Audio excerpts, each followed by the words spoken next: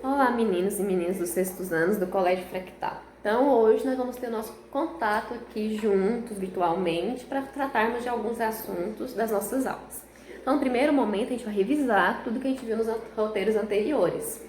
Então, no primeiro roteiro, que foi dia 19, vocês reviram linguagem verbal e linguagem não verbal. E também reviram a questão do que é texto. Então, vamos relembrar. O que é um texto?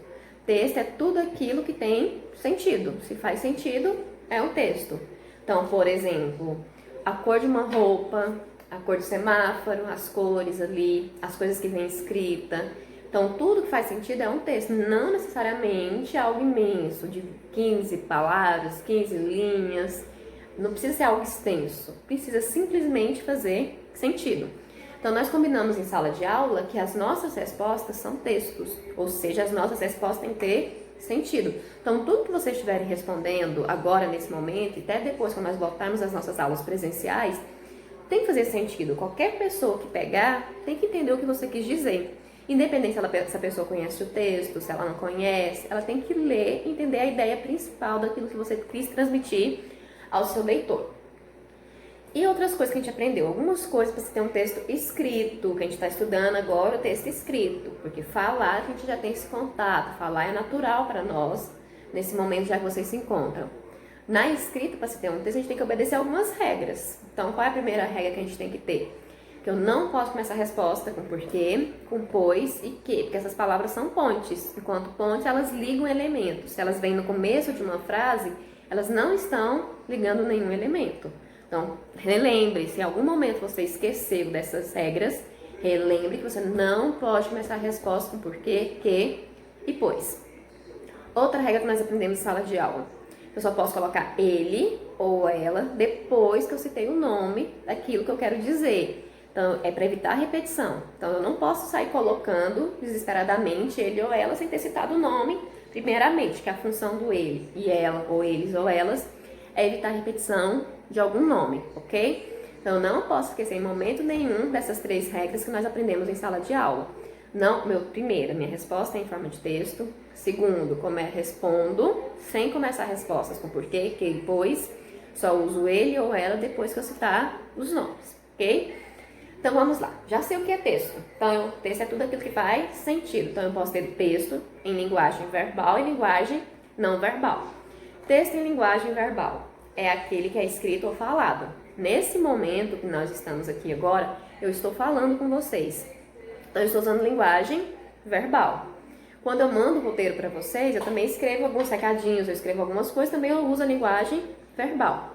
Mas a linguagem verbal normalmente não anda muito sozinha. Lógico que eu posso ter um texto só com linguagem verbal, eu posso só falar, como também eu posso escrever. Mas quando a gente está em interação, esse diálogo que nós estamos tendo, mesmo que um esteja de um lado, o outro do outro lado do vídeo, assistindo, a gente está em interação.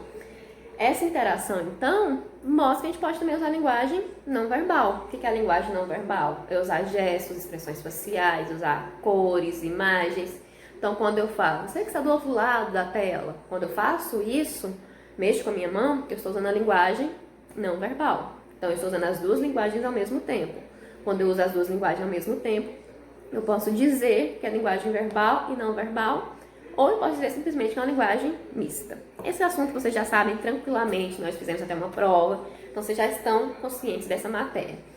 A outra matéria que vocês viram no roteiro são sinais de pontuação. Sinais de pontuação também vocês já estudaram no 5º ano, no 4º anteriormente. São os sinais ponto final, exclamação, interrogação, vírgula. Para que eu tenho que aprender a usar os sinais de pontuação? Eu uso os sinais de pontuação para transmitir um sentido para o meu leitor, dar uma ideia para ele. Então, se eu falo assim, tudo bem. Quando eu falo tudo bem, eu estou concordando com alguém porque eu usei o ponto de exclamação. Mas eu posso usar as mesmas palavras e colocar um ponto de interrogação. Tudo bem? Bom, quando eu mudo o sinal de pontuação, então, eu já tenho um outro sentido, vou ter uma outra ideia, vou transmitir a pessoa que está ali conversando comigo, que está em interação comigo, se eu estou perguntando se ela está bem. Então, os sinais de pontuação, eu tenho que entender que eles interferem no sentido do meu texto, na ideia que eu quero transmitir. Então, se eu quero dar uma ideia afirmativa, eu posso usar um ponto final. Se eu quiser colocar muitas expressões no meu sentimento, eu posso colocar um ponto, exclamação. Como vocês viram aí na lista, em alguns momentos eu coloco um monte de interrogação e exclamação seguidos, juntinhos. É porque eu estou fazendo uma pergunta e ao mesmo tempo eu estou afirmando. Vamos fazer o roteiro? Eu faço uma pergunta, mas eu estou afirmando que nós vamos fazer o roteiro. Se eu não quisesse afirmar em hora nenhuma, eu colocaria apenas o ponto de exclamação. Então, eu aprendo sinais de pontuação para entender que os textos dependem deles, para transmitir um sentido, para eu ter uma ideia, ok? Outra coisa que nós também vimos nos roteiros foram a separação de sílabas, uma matéria que vocês já estudaram também antes, por isso que eu passei tranquilamente para vocês nos roteiros. O que vai ser a sílaba? A sílaba é um conjunto de sons. A gente vai ter um momentinho mais pra frente que a gente vai estudar fonologia, fonema, vai ficar mais claro para vocês. Quando eu falo sons de uma vez só, eu formo uma sílaba. E as sílabas formam palavras maiores. Então, quando eu falo sílaba, si é um conjunto menor de um som. Esse si, então, eu falo que vai ser uma sílaba. Quando eu falo lá e ba, também são sílabas. Quando eu junto essas três sílabas, eu formo uma palavra. Então, sílabas é conjunto de sons menores. Para que eu tenho que aprender a separação de sílabas? Para quando eu estiver escrevendo meu texto, eu separar corretamente. Quando que eu vou separar dentro de um texto? Quando a linha acaba, não tem mais como eu colocar. Então, quando eu fizer a separação, se a linha acabar, o que acontece frequentemente com a gente é obedecer a separação de sílabas. Então, se eu tenho uma palavra pássaro, não tem como eu escrever mais, parou em um pá. Eu posso colocar pá e na linha de baixo colocar saro? Não, eu tenho que fazer o quê? Obedecer a separação de sílabas, tem 2 S, não tem? Então, eu tenho que fazer caber esse primeiro S lá junto com pá, tem capaz, e depois sarou. Então, eu tenho que obedecer a separação de sílabas. É para isso que eu aprendo a separar as sílabas. Para quando eu estiver fazendo um texto, não couber mais na linha, eu tenho que passar para outra, só que obedecendo a separação de sílabas, sem errar isso, ok? Espero que vocês não tenham mais nenhuma dúvida nesses 3 conteúdos que nós vimos nos roteiros. Para a aula de hoje, eu coloquei um texto para vocês, está lá na página 22. É o texto da questão número 5. Lembrando que nós estamos usando agora o livro 1. O livro 2 nós usamos no começo do trimestre, agora a gente já está no livro 1, tá bom? 2 a gente usou só naquela primeira matéria de linguagem verbal, não verbal. Agora a gente está fazendo uma sequência. Livro 1. No livro 1, na página 22, na questão número 5, nós temos um texto pequenininho. E esse texto pequenininho, ele vai trabalhar com a linguagem verbal, a linguagem não verbal e com um assunto que a gente está estudando em sala de aula. Nós estávamos estudando em sala de aula antônimos, palavras antônimas. O que são palavras antônimas? São palavras que têm sentidos opostos, diferentes. Então, por exemplo, virtualmente e presencial. São ideias, nesse momento, opostas, né? A gente não está se vendo ali fisicamente, um do lado do outro, mas a gente está se vendo, no caso, vocês estão me vendo virtualmente. São ideias contrárias nesse contexto que nós estamos vivendo. Então, palavras antônimas são palavras contrárias. Então, bonito, feio, alto, baixo, são ideias contrárias. Então, esse texto que a gente vai ver agora, ele vai tratar todos os conteúdos que nós comentamos aqui brevemente nessa videoaula. Então, nós temos lá o título chama-se Espaço. E vem cheio, vazio, cheio. Cheio, vazio, cheio. Cheio. Nós temos que olhar para esse texto. Ele é um poema que ele trabalha com a linguagem não verbal também. Eu preciso vê-lo para entender. Primeiro, o título está lá assim, espaço. As palavras estão separadas ali. A palavra espaço está separada. Então, tá lá a primeira sílaba, depois pá e depois so. O título é separado. As sílabas são separadas dessa palavra. Por que o autor separou? Porque qual que é o nome? Espaço. Quando eu penso em espaço, eu penso em intervalos. Então, o autor quis mostrar visualmente para nós que houve esse intervalo. Espaço. Então, teve ali realmente um espaço entre as sílabas. Por isso que o título teve que vir separado, para mostrar literalmente para nós que houve um espaço.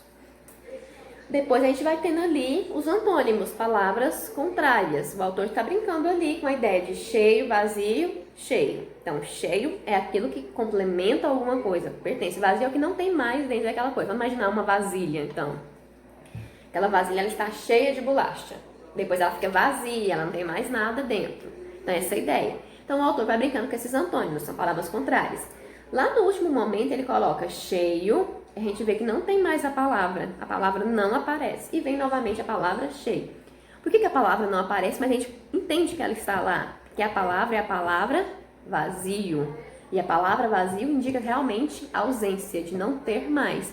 Por isso que o autor colocou. E a gente volta ao título. Nesse momento do texto, quando não coloca lá a palavra este vazio, tem um espaço no texto. Esse espaço está mostrando que está ausente alguma coisa, que nós não temos mais algo cheio, mas nós temos alguma coisa vazia. Então o autor está brincando com a linguagem verbal, a linguagem não verbal, que a gente vê ali algo vazio, a partir de palavras antônimas, que é cheio e vazio, e a partir de um título que realmente apresenta separação de sílabas, para mostrar realmente que há um espaço, que realmente há um vazio. Vamos agora voltar às perguntas noteadoras. Nas perguntas noteadoras fala sobre esse texto. A primeira questão é: como as linguagens verbal e não verbal constroem o sentido do texto? Como? A linguagem verbal são as palavras escritas. Eu vejo ali as palavras vazio e cheio. E a não verbal, o que acontece? Eu vejo literalmente um espaço, algo vazio, a palavra não aparece escrita. Lembra que eu falei para vocês que quando eu tenho um texto, não basta eu dizer a linguagem verbal é porque há palavras, a linguagem não verbal é porque há imagem. Você tem que explicar de acordo com o texto.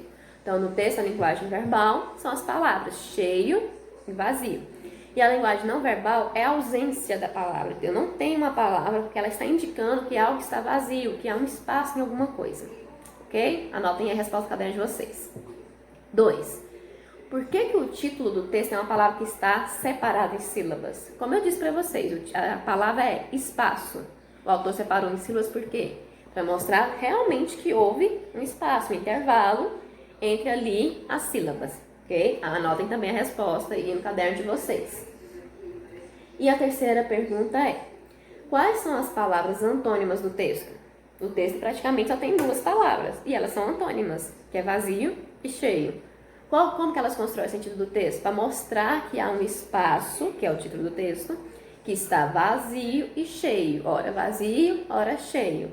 E quando ele quer mostrar que está vazio lá no finalzinho, ele tira a palavra, mostrar realmente que está vazio.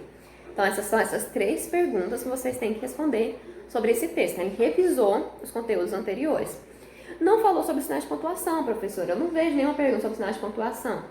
Não tem problema, a gente viu outras questões que trabalharam com sinais de pontuação. Quando eu fiz as perguntas para vocês, eu coloquei ponto de exclamação de interrogação, e as interrogações demonstram que são perguntas. Então, a gente está trabalhando dentro de todos os textos. Os textos, eles têm que ter sinais de pontuação. Esse texto não tem sinal de pontuação, porque o autor, ele quis brincar com as palavras, com o sentido das palavras, de vazio e cheio. Ele não quis, em momento nenhum, fazer que você trabalhasse sinais de pontuação. Ele quis que você percebesse a linguagem verbal e a linguagem não verbal. Então, a ausência do sinal de pontuação também tem um sentido. Então, a ausência do sinal de pontuação não tem ponto final, não tem ponto de exclamação, nem tem ponto de interrogação, nenhum ponto. É para mostrar que o objetivo dele é você perceber um lugar que ora está cheio, ora está vazio. Ele não quer transmitir nenhuma entonação de voz. Ele quer apenas mostrar um espaço. Por isso que ele não colocou nenhum sinal de pontuação. Então, responda essas 3 perguntas no caderno de vocês de gramática. Tá bem explicadinho no roteiro quando as questões têm que ser respondidas no caderno, quando que vocês vão respondê-las no livro. Lembre-se que eu falei que eu sei quais questões vocês sabem responder. Tem um roteiro e tem uma letra que vocês não precisam responder de uma questão, porque eu sei que nesse momento vocês não vão conseguir respondê-la. Mas todas as outras que eu passei é porque eu confio em vocês. Eu sei que vocês conseguem responder, então podem responder. Nesses roteiros anteriores, eu passei agora a correção para vocês. Então, façam as correções. Vão lá e verifiquem se vocês responderam corretamente. Olha, o professor escreveu A e eu escrevi A mais. Só uma suposição. Você só acrescentou uma ideia a mais. Eu preciso apagar minha resposta e colocar igual da professora? Não, eu vou verificar se eu estou no mesmo caminho que a professora está. Se eu estiver no mesmo caminho que a professora está, vou lá, coloco certinho. E eu vou fazendo isso em todas as outras questões. Vocês precisam corrigir para vocês tirarem as dúvidas. E se por acaso, na correção, você perceber que você entendeu de forma equivocada, que não é aquilo que você estava pensando, deixe a sua pergunta. Vocês têm que esclarecer as dúvidas de vocês. É um momento de aprendizagem também. E ali vocês vão escrever. E a escrita é muito importante para nós também. A gente está estudando língua portuguesa. E nesse momento a gente está estudando a língua portuguesa na escrita. Então, escrevam o que vocês não entenderam, o que vocês tiveram dúvida. Ah, professora, minha pergunta é boba. Lembra? Não existe perguntas bobas. É a sua dúvida? Essa dúvida é importante. Você não está entendendo isso? Então, isso é importante, tá bom? E relembrando, fica com a minha vozinha. Toda vez eu falo a mesma coisa. Não, minha resposta em forma de texto. Não comece a resposta com porquê, pois e que. e não posso colocar ele ou ela sem antes citar o nome, ok? Estou com muita saudade de vocês, espero que nós possamos nos encontrar agora, mais rapidamente. Mas enquanto isso não acontece, vamos estudando solteiros, vamos assistindo as videoaulas. Quando não tiver uma videoaula que realmente fala o que eu quero que vocês saibam, eu vou fazer um vídeo caseiro aqui da minha casa, explicando o conteúdo para vocês, tá bom? Então, até breve, seja virtualmente ou fisicamente presentes, ok?